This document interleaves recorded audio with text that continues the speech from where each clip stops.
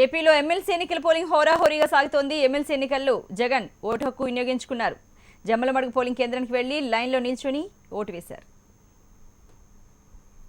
Party బీఫాముల మీద, party గుర్తుల మీద గెలిచిన వ్యక్తులు, పార్టీ గుర్తుల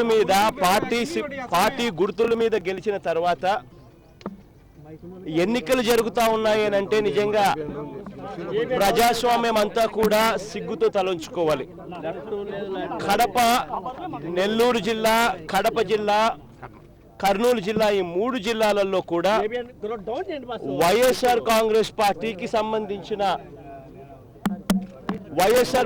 సంబంధించిన గుర్తు మీద గెలిచిన వ్యక్తులు తెలుగుదేశం పార్టీ గుర్తు మీద గెలిచిన వ్యక్తుల కన్నా చాలా ఎక్కువ.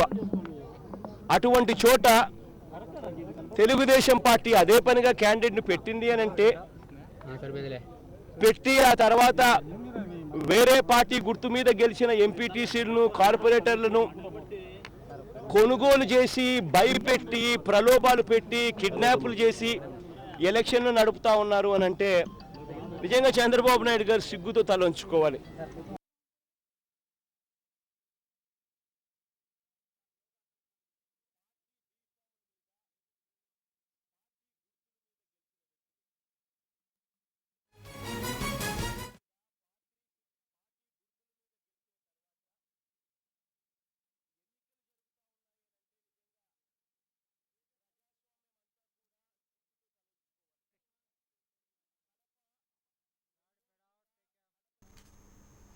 రాష్ట్రంలో స్వైన్ ఫ్లూ పట్ల అవగాహన